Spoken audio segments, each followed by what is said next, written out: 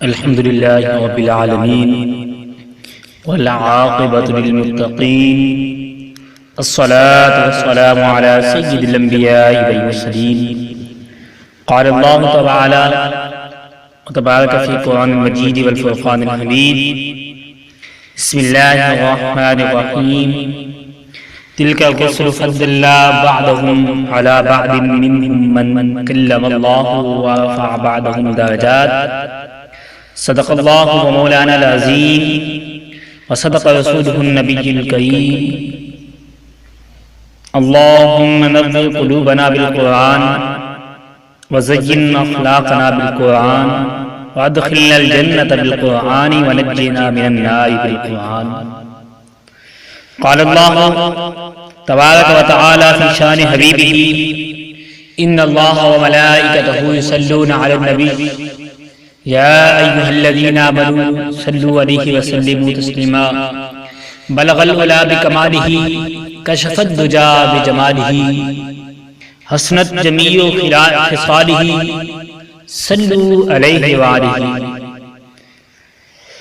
جسے چاہا در پہ بلا لیا جسے چاہا اپنا بنا لیا یہ بڑے کرم کے ہیں فیصلے بڑے نصیب کی بات ہے وہ کمال حسن حضور ہے کہ گمان نقص جہاں نہیں یہی پھول خار سے دور ہے یہی شمع ہے کہ دھواں نہیں تمام حمد و ثنا تعریف و توصیف اللہ تعالیٰ کی ذات بابرکات کے لیے جو خالق کائنات بھی ہے اور مالک کائنات ہے اللہ تعالیٰ کی حمد و ثنا کے بعد نبی پاک صلی اللہ تعالیٰ علیہ وسلم رسول محتشم شفیع امم نبی مکرم اللہ کے پیارے امت کے سارے رب کے محبوب دنائے غیوب مالک و قادر ماہ فاخر عرب و عجم والی کون و مقام سیاہ لا مقام سید انس و جان حضرت محمد مصطفیٰ صلی اللہ تعالیٰ علیہ وسلم کے حضور ناز میں اپنی عقیدتوں ارادتوں اور محبتوں کے خراج پیش کرنے کے بعد معزز محترم محتشم سامعین و خواتین حضرات السلام علیکم ورحمۃ اللہ وبرکاتہ حضور نبی پاک صلی اللہ تعالیٰ علیہ وسلم کی عظمت اور رفعت کے عنوان سے آج کچھ باتیں آپ کے گوش گزار کرنے کی کوشش کروں گا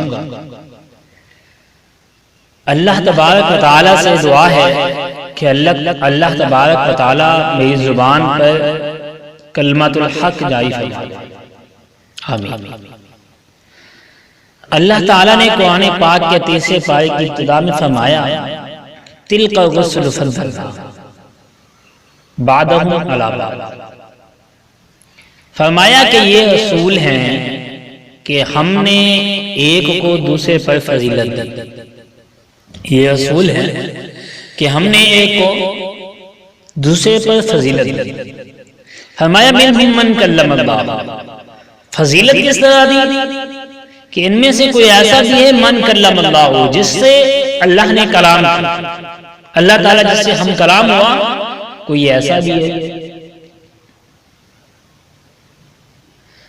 اور فرمایا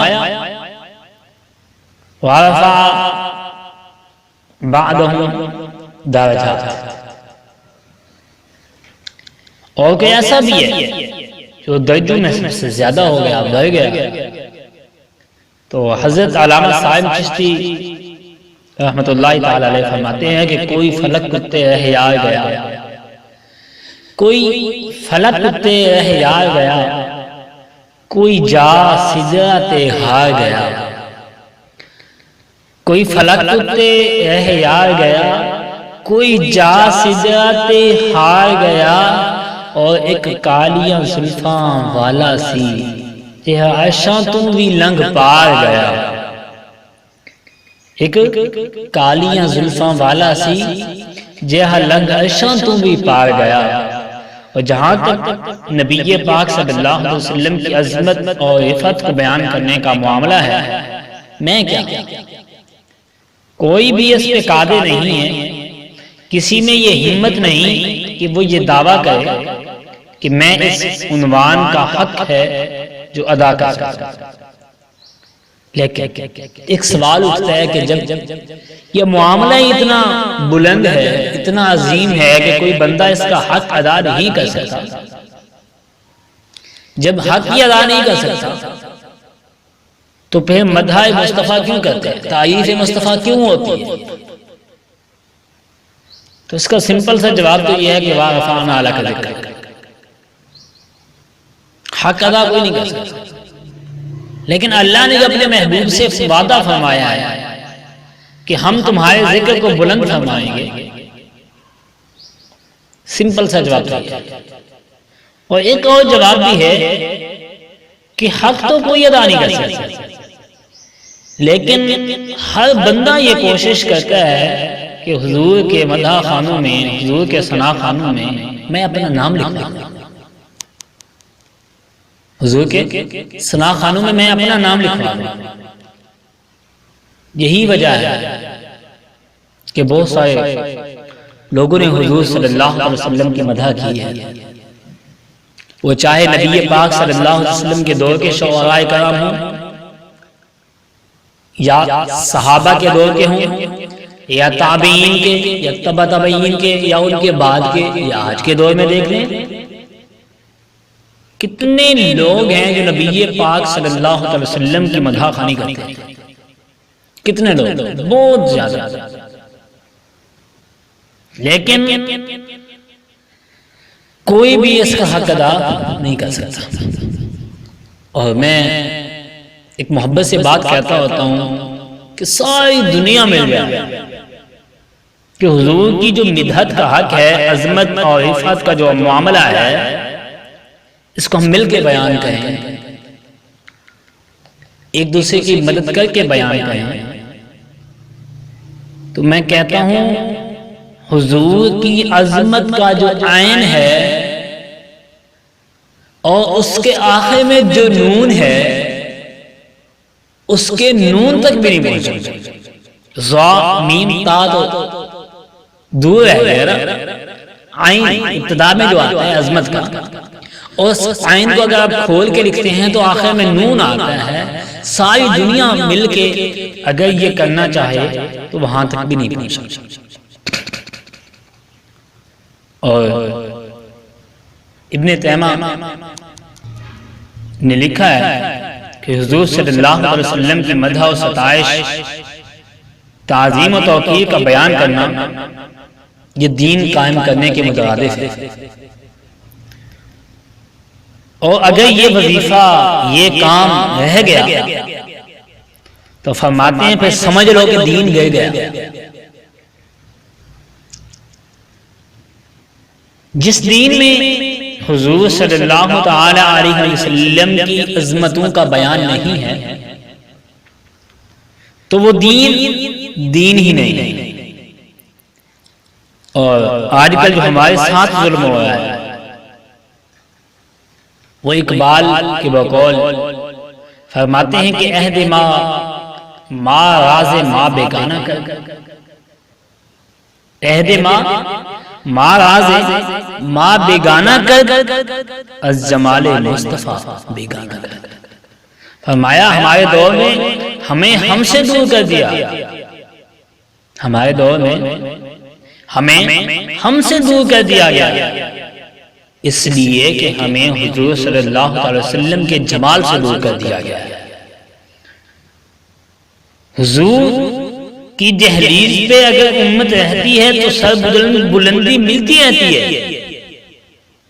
اور اقبال میں سارا فلسفہ دو لفظوں میں بیان کر دیا، فرماتے ہیں کہ کی محمد سے یہ وفا تو نے، کی محمد سے وفا تو نے، تو اقبال کیا ملے گا؟ کہا ہم تیرے، کی محمد سے وفا تو نے تو ہم تیرے ہیں۔ پھر اقبال نے سوچا ہوگا کہ یار ہم کیا چیز ہیں؟ کہا یہ جہاں تیرا ہے، کہا یار جہاں کیا چیز ہے جو حضور کے مدح سائی کرے، جو حضور سے وفا کرے، صرف اس کے ساتھ جہاں ہو اتنا کافی ہے؟ کہا نہیں اقبال، یہ کوئی انصاف نہیں ہے، یہ عدل نہیں ہے۔ کہنے لگا یہ جہاں چیز ہے کیا لوح و قلم بھی تھے کہ محمد سے وفاتوں نے تو ہم تیرے ہیں، یہ جہاں چیز ہے کیا لوح و قلم تیرے ہیں۔ تو یہ ایک اہم فریضہ ہے جس کو امت کے ہر اس شخص نے ادا کیا جس کو دین کی سمجھ۔ نبی پاک صلی اللہ علیہ وسلم کی مدح کرنا، نبی پاک صلی اللہ علیہ وسلم کی عظمت کو بیان کرنا ہر شخص جانتا ہے کہ میرے بس کا روگ نہیں ہے۔ یہاں تک کہ حضرت حسان بن ثابت رضی اللہ تعالیٰ عنہ یہ فرماتے ہیں کہ ما ان مدحت محمدًا بمقالتی، لوگوں میں اپنے شہر سے حضور کی مدح سرائی نہیں کرتا، میں حضور کی نعت خوانی بیان نہیں کرتا۔ ما ان مدحت محمدًا بمقالتی، میں اپنے شہر سے محمد کی مدح ان کی نعت نہیں پڑھتا۔ اللہ، اتنے بڑے شاعر جنہوں نے ہر موڑ پہ ہر جگہ پہ حضور کی تعریف بیان کی ہے، یہاں وہ بھی انکار ہے ما مدحت محمد بمقالتی۔ لیکن جو آگے بات کرنے لگے ہیں توجہ سے فرماتے ہیں لیکن مدحت مقالتی بمحمد، ایسا نہیں ہے کہ میرے شعروں کی وجہ سے حضور کی مدح ہو رہی ہے، فرماتے ہیں بلکہ ایسا ہے کہ جب حضور کا نام لیتا ہوں تو میری شاعری میں حسن آ جاتا ہے، جب حضور کا نام لیتا ہوں تو میرے شعروں میں مٹھاس آ جاتی ہے، جب حضور صلی اللہ تعالی علیہ وسلم کا نام لیتا ہوں تو میرے شعروں میں جمال آ جاتا ہے۔ عزیزان گرامی، کوئی بندہ بھی یہ طاقت نہیں رکھتا کہ حضور صلی اللہ تعالی علیہ وسلم کی کما حق کا شان بیان کر سکے۔ حضرت عمر بن عاص رضی اللہ تعالیٰ عنہ سے ایک طویل روایت مروی ہے جس کے اندر وہ اپنا سارا قصہ اور حضور صلی اللہ علیہ وسلم کے ساتھ وابستگی کی کہانی داستان سناتے ہیں۔ اس کے دو لفظ آپ بھی سنیے۔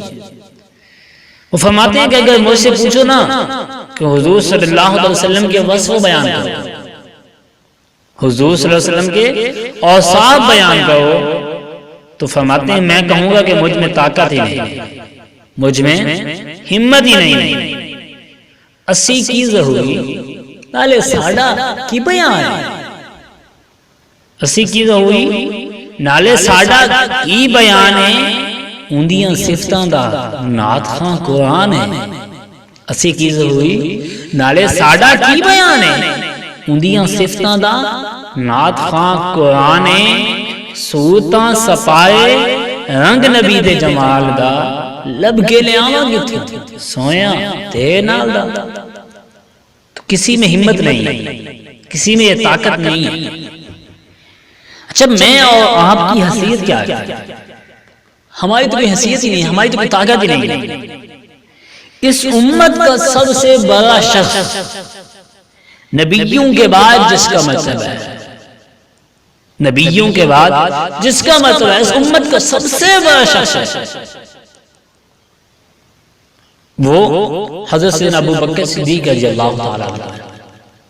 ان سے ایک دن حضور صلی اللہ علیہ وسلم نے فرمایا یا ابا بکر لم یعرفنی حقیقتی غیر، یہ بات نور المبین صفحہ نمبر 148 میں لکھی ہے، یا ابا بکر لم یعرفنی حقیقتی غیر، اے ابو بکر سن لو میری حقیقت کو میرے رب کے سوا کوئی جان نہیں سکتا، کوئی پہنچ ہی نہیں سکتا۔ تو پھر جب فرما دیا گیا کہ کوئی پہنچ نہیں سکتا، کوئی جان نہیں سکتا، تو ہم چاہے جتنا مرضی زور لگا لیں حضور کی عظمت اور عفت، حضور کی شان کو نہیں پہنچ سکتے، حضور کی حقیقت کو نہیں پہچان سکتے۔ حضرت ابو الحسن رفاعی رضی اللہ تعالیٰ عنہ فرماتے ہیں کہ ایک دن میں نے روحانی طور پر پرواز کی، اور اس میں کوئی اختلاف نہیں ہے، کوئی شخص روحانی طور پر پرواز کر سکتا ہے، اس میں کوئی اختلاف نہیں ہے، بہت اونچا جا سکتا ہے۔ امت میں اس میں اختلاف ہے. تو کہتے ہیں میں نے روحانی طور پر پرواز کی، فرماتے ہیں حتی صعدت فی الفوقانیات، یہاں تک کہ میں بہت اونچا چلا گیا. فرماتے ہیں ایک عرش آیا، دوسرا عرش آیا، حتیٰ کہ میں نے 7 لاکھ عرش پار کر لیے. 7 لاکھ عرشوں کو میں عبور کر گیا. عرش ایک نہیں ہے، عرش کئی ہے. عرش عالم اور عالم امکان کے اندر برزخ ہے. جب اللہ تعالیٰ دنیا پہ اپنی کوئی تجلی ڈالنا چاہتا ہے، ارادہ فرماتا ہے، تو پہلے عرش پہ ڈالتا ہے. تجلیات الہی عرش سے چھن کر پھر دنیا پہ آتی ہے. اگر یہ اللہ تعالیٰ کی تجلیات عرشوں سے چھن کر دنیا پہ نہ آئیں، ڈائریکٹ آ جائیں، تو کوئی تاب ہی نہ لا سکتا. تو کسی نے کیا خوب کہا، یہی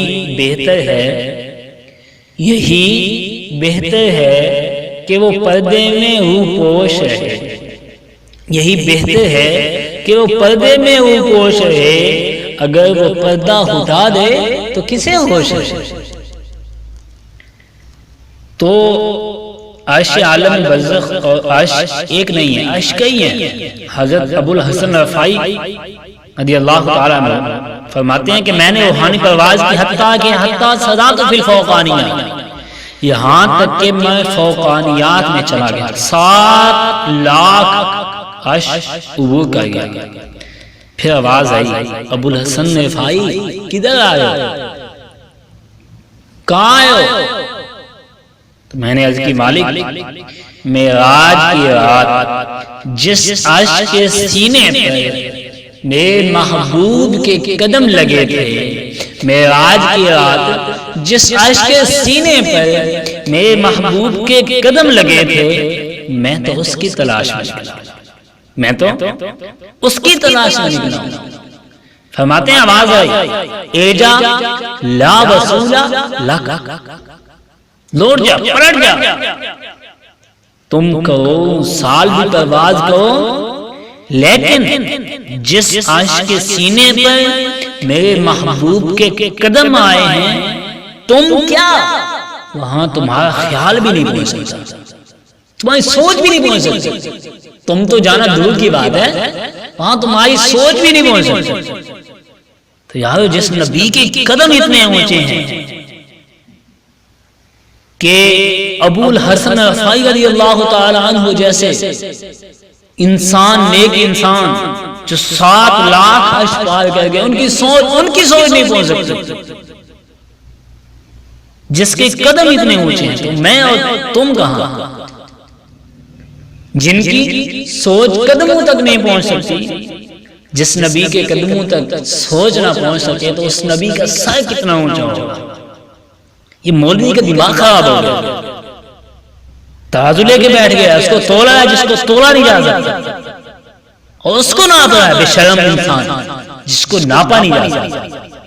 جو عقل و فہم کہ ادراک کے زاویوں سے ورا ہے، کون ہے جو اس محبوب کی کن تک پہنچ سکے. مقام محبوب کی بلندی تو پوچھو جبریل کی ادا سے، مقام محبوب کی بلندی تو پوچھو جبریل کی ادا سے. بحکم خالق جگانے والے، بحکم خالق جگانے والے لبوں کو قدموں پہ مل رہے ہیں. اور حضرت بھائی عزیز بستامی فرماتے ہیں کہ ایک دن مجھے شوق ہوا کہ میں حضور صلی اللہ علیہ وسلم کی عظمتوں کو تو دیکھوں. تو فرماتے ہیں میں نے معرفت کے سمندر میں غوطہ زن کیا. کون گیا؟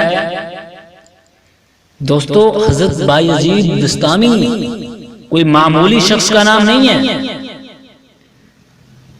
داتا صاحب کشف المحبوب میں لکھتے ہیں کہ تصوف کے 10 بڑے اماموں میں سے ایک امام کا نام جو ہے وہ بھائی عزیز بستامی ہے.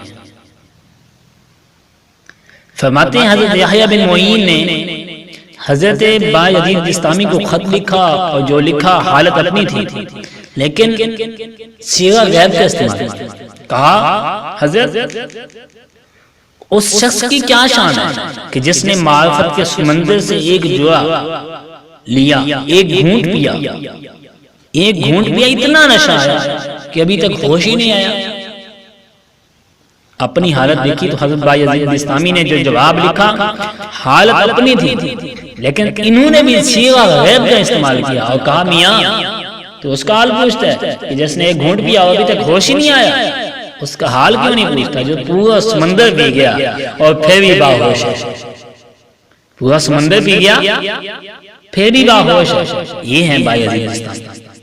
بسطام سے سفر کرتے وہ 12 سال میں مکہ المکرمہ پہنچتے ہیں، اتنا لمبا سفر، لیکن اتنی دیر اس لیے لگی کہ ہر قدم پہ دعا کرتے ہیں۔ 12 سال میں جب پہنچے اور پہلی نظر جب کعبۃ اللہ پہ پڑی تو حضرت بایزید بسطامی نے نگاہیں جھکا لی۔ مرید نے کہا شوق اتنا کہ آپ تھوڑے سے سفر میں اتنی دیر لگا کے آئے، 12 سال لگا دیے، اب اللہ کا گھر سامنے تو جی بھر کے دیکھتے کیوں نہیں؟ تو حضرت بایزید بسطامی رحمۃ اللہ تعالی علیہ کہنے لگے میں اتنی دور سے پتھر دیکھنے تو نہیں آیا، اتنی دور سے پتھر دیکھنے تو نہیں آیا، اگر میں نے پتھر ہی دیکھنے تو بسطام میں تھوڑے تھے۔ تو حضرت بایزید بسطامی نے جب دوسری نظر اٹھائی تو کعبہ بھی دیکھا اور کعبے والا بھی دیکھا، لیکن حضرت بایزید بسطامی نے پھر بھی سر جھکا لیا۔ جب سر جھکایا تو مریدوں نے کہا حضرت اب کیا مسئلہ ہے، اب تو کعبہ بھی دیکھ رہے ہیں اور کعبے والا بھی دیکھ رہے ہیں۔ تو انہوں نے کہا کہ جب وہ نظر آتا ہے تو درمیان میں یہ پتھر کیوں نظر آتے ہیں؟ اور اب جب تیسری بار نظر اٹھاتی ہیں تو جدھر دیکھا اسی کے جلوے لگ رہا ہے۔ یہ حضرت بایزید بسطامی رحمت اللہ تعالی علیہ کی داستان سنا رہا ہوں۔ اور حضرت بایزید بسطامی وہ تھے کہ جنہوں نے پوری خربوزہ نہیں کھائی۔ تعجب کی بات ہے حضور، پوری زندگی گزری خربوزہ نہیں کھائی، کیوں؟ کیونکہ خربوزہ کھانا سنت سے ثابت تو ہے، خربوزہ حضور صلی اللہ علیہ وسلم نے کھایا یہ بات ثابت ہے، لیکن کھانے کا جو طریقہ ہے وہ ثابت نہیں۔ یہ وضاحت جو ہے نہیں ملتی کہ حضور صلی اللہ علیہ وسلم نے خربوزے کو توڑ کے کھایا یا کاٹ کے کھایا۔ جب حضرت بایزید بسطامی رحمت اللہ تعالی علیہ توڑ کے کھانے لگتے تو خیال آتا کہ کہیں حضور نے کاٹ کے نہ کھایا، اور جب کاٹ کے کھانے لگتے تو خیال آتا کہیں توڑ کے نہ کھایا، اس ڈر سے کہ کہیں سنت رسول صلی اللہ تعالی علیہ وسلم کی مخالفت لازم نہ آ جائے، تو ساری زندگی حضرت نے خربوزہ نہیں کھایا۔ یہ تھا حضور صلی اللہ علیہ وسلم کی اطاعت کا جذبہ، جس نے بایزید کو اٹھا کے کہاں سے کہاں تک پہنچا دیا۔ یہ حضرت بایزید بسطامی مانتے ہیں، ان کے تو بہت سارے واقعات ہیں۔ حضرت بایزید بسطامی کی یہ روحانی پرواز تھی، کہتے ہیں کہ مجھے شوق ہوا کہ میں حضور کی عظمت تو دیکھوں، معرفت کے سمندر میں غوطہ تو لگاؤں۔ فرمایا جہاں میری حد ہو رہی تھی، جہاں انتہا ہو گئی تھی، جہاں میں ختم ہو رہا تھا، وہاں سے آگے میرے حضور صلی اللہ علیہ وسلم کے مراتب کا آغاز ہو رہا تھا۔ اللہ، میرے نقطہ انجام اور ادھر نقطہ آغاز کے درمیان فرماتے ہیں 1000 نور کا پردہ آ گیا، فائز بینی بینہ، جہاں میری انتہا ہو رہی تھی اور جہاں ان کی ابتدا ہو رہی تھی، اب اس کے درمیان جو فاصلہ 1000 نور کا پردہ تھا، اور یہی وہ مقام ہے جہاں حضرت جبرائیل علیہ السلام کے پرد جلتے تھے۔ فرمایا تھا نا لو دنوت انملتا لا احترق بے لو دنوت انملتا لا احترقت بالی، معراج کیا تھا، کہتے ہیں اگر میں ایک قدم بھی آگے بڑھا تو میرے پر جو ہیں وہ جل کے راکھ ہو جائیں گے۔ جس نبی کے قدم اتنے اونچے تو اس نبی کا سر کتنا اونچا ہوگا۔ اللہ اکبر۔ حضرت شاہ محدث دہلوی رحمۃ اللہ تعالی علیہ فرماتے ہیں کہ آپ صلی اللہ تعالی وسلم کے جو مدح خان ہیں، ثنا خان ہیں، ان کی جو آخری حالت ہے وہ عاجزی ہے۔ جو بھی حضور کی مدح کرتا ہے تو اس کی آخری حالت یہ ہے، وہ کہتا ہے میں عاجز ہوں، میری بس ہے، میں نہیں پہنچ سکتا۔